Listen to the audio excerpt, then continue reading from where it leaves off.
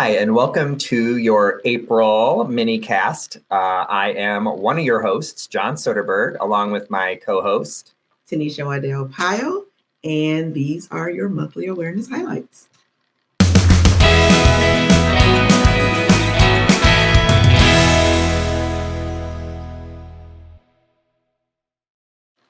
Okay, great. And so as you can see, we still have those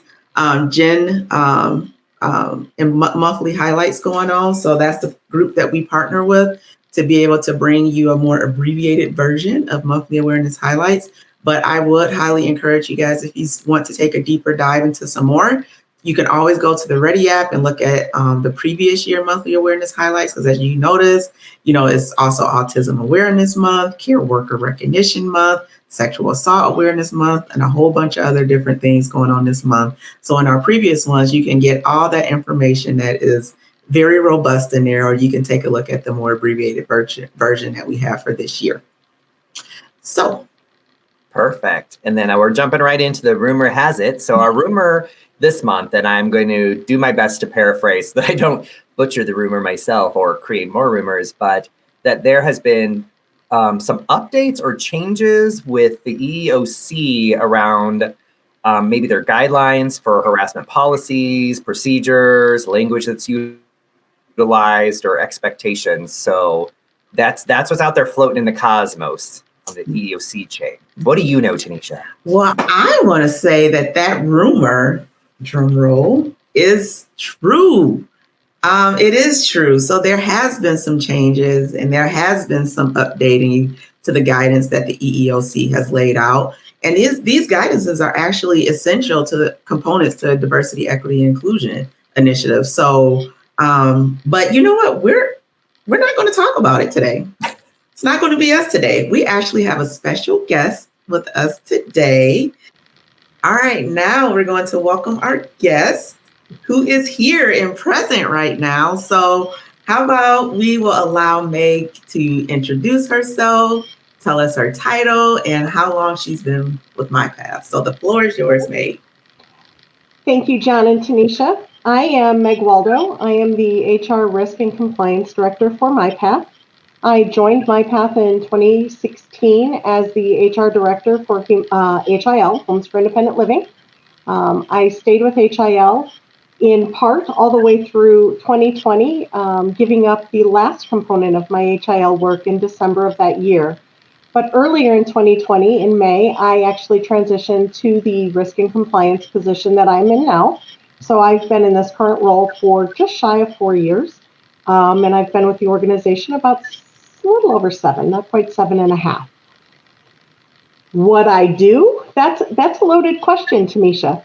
I do a little bit of everything. My primary focus is the oversight of workers' compensation and legal compliance. So what that actually entails is everything from workplace safety initiatives, risk analysis, looking at injuries, trying to get to the root cause of those injuries, and identifying sources for resolution to keep them from happening again.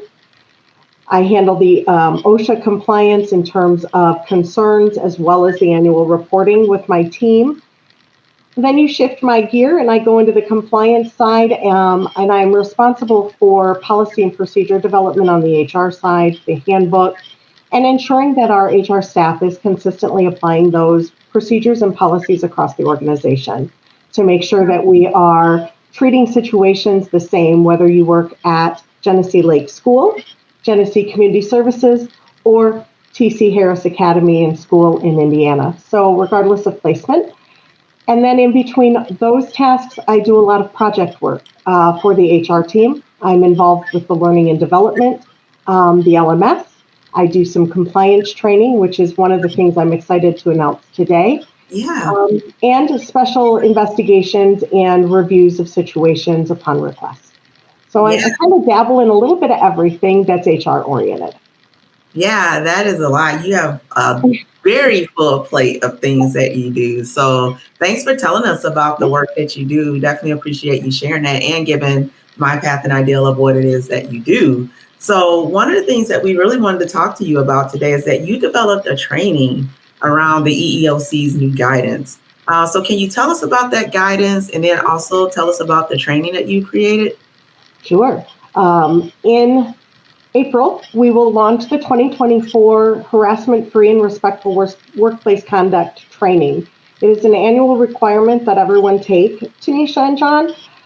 This year, though, the training is a little different. It's 42 minutes long, and it brings together not only the new EEOC target enforcement areas and their new guidelines on enforcement and how they are applying the rules of the EEOC, but it also brings in the cultural competency and civil rights training. We cross-reference that. We cross-reference owner dignity, the all are welcome signage that you and your folks on the DEI programming created. And then it layers in the policy for MyPath, the anti-harassment or the harassment-free workplace policy. And it really dives in. So one of the big changes is the EEOC is shifting gears and was really putting some emphasis around some of the microaggressions.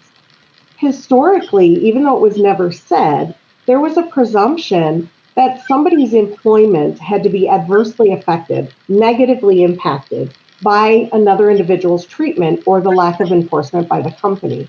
The EEOC has now made some recent rulings in the last 12 to 18 months saying, no, that's really not the spirit of the intent of the regulations and how we're going to move forward. And they are now saying and showing through how they're making decisions that the impact does not have to be negative. It just has to be proven that the inappropriate activity took place. So one of the examples that is used in the EEOC enforcement materials and that I highlight in the training is around colorism. Mm. And that comes from a situation where an employee, high performer, maintained his high performance, but was constantly referred to by a peer and his supervisor by the nickname Turd. And as crass as that sounds to us as rational individuals, it happened, and it continued to happen until he finally filed the complaint. Nobody stopped it. It ended with him filing that complaint after one of the staff put a cup of human feces on his desk and said, see, you're the same color as my turd. That's why we call you that. That's colorism, and it's not okay. So when we talk about microaggressions in the training, when you talk about microaggressions, I'm hoping by being that specific this year in the training, people will start to understand what it really means in very simple terms. Yes, they're going to hear the couple of examples and they're going to go, yeah, that doesn't happen, but it does. Mm-hmm. The other example we talk about might be more relatable. I'd like to believe our staff and our clients and our visitors and funders aren't going to go to that extreme, but the inability for someone to honor the pronoun use or preferred name could be considered under the new guidance and how it is scoped, could be considered a microaggression and grounds for a ruling against the employer and or the individual themselves. And that's the other change. The EEOC is actually starting to take some stances where they're directing and identifying individuals as being culpable, not just the employer. Wow. And when that happens, then obviously other avenues are open to pursue if people choose to do so. Wow, that is wild, right? Those examples are extreme. I personally struggle with calling something like that a microaggression, right? Because it seems pretty macro-aggressive, but I'm not the EEOC, so I don't get to make those calls in life. And then just for clarity's sake, that example you used didn't happen in MyPath. Just so our viewers know, it's not a MyPath example. It's an example from EEOC. And then so I guess it seems like this question should be obvious, but sometimes for people it's not. Can you dive a little deeper into why this is so important? I also want to clarify, John, you are right. This did not. The examples used in the training are not MyPath examples, but they are examples straight from the EEOC of cases and live cases that they've heard. And the reason that they refer to them as microaggressions is because it's not as blatant as calling out the race of the individual. So it's a more subtle form of harassment and discrimination. And that's why this is important right there. Mm-hmm. Discrimination and harassment doesn't have to be blatant. It doesn't have to be direct. It really has to do with the conduct and the culture of the organization that we each are responsible for creating. Every time we come to work, every interaction we have, we are responsible for what that culture turns out to be. And it's important because people need to understand what they say, what they do, and how they respond matters. It matters not only to the quality of care to our clients, but to the quality of the experience that not only they experience every day when they come to work, but that those around them experience. And really the theme of the training is respect. Mm-hmm. I don't expect all of our staff to come to work and be best friends. I don't expect them to hug and celebrate holidays together. If they do, fantastic. If they can develop that relationship, it's great. We all need a friend at work. But I do expect, as we all do, to be treated respectfully and with dignity when we come to work. And that right there, that's the theme. That's the reason it's so important. And once we get to that point as an organization and as a society, I think that people will get along better, work will be more fun, and it will be a whole lot easier. Yeah, that's so powerful and important. Like you said, this is about respect. This is about creating safe spaces. This is about promoting equity. It's also about even MyPath's reputation, like, because people are our best billboards. So if they have an experience at MyPath and it's a great experience, especially with the work that you're doing with this new training, then they're going to share that with other people and say, man, this is a great place to work. These are the way that I'm experiencing things. But on the other flip side of that, if we don't have practices like this in place, that can be a very different story that people would share that wouldn't shed a good light on us. And you know, it would affect our retention rates, attracting good talent and all sorts of things. So this is super important. And being able to like build trust, to build transparency and accountability for our owners, to be able to have a workspace that they can thrive in. So yeah, thank you so much for sharing about the training. Can I add a couple of things, Tenecia? Yeah, absolutely.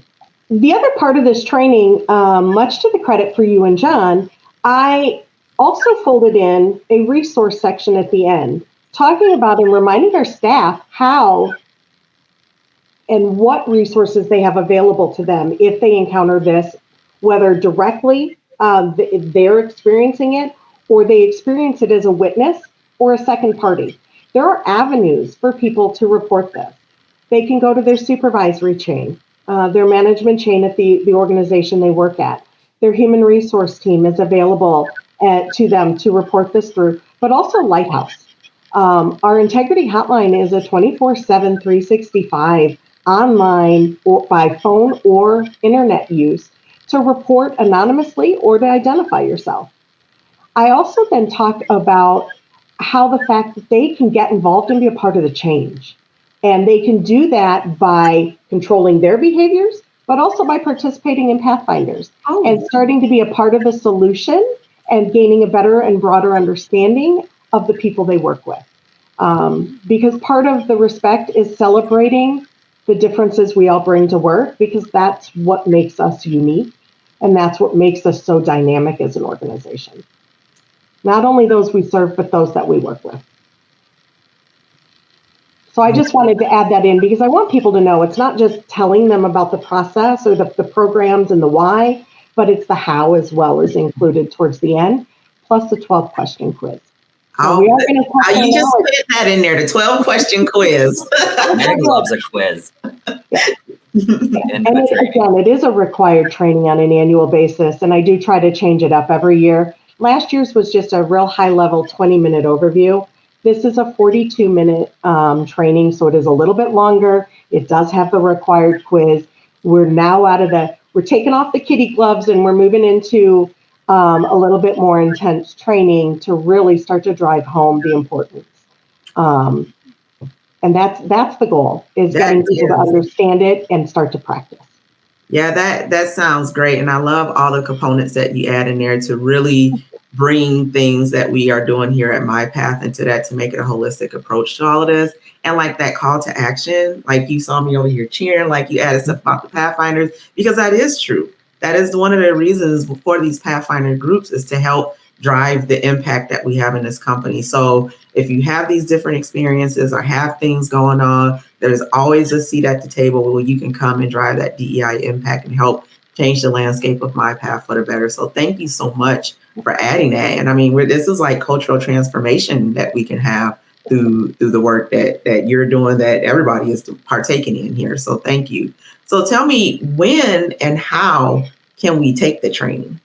The training will be launched in early April. I believe it's going to be in the second week of the month through the LMS on Workday.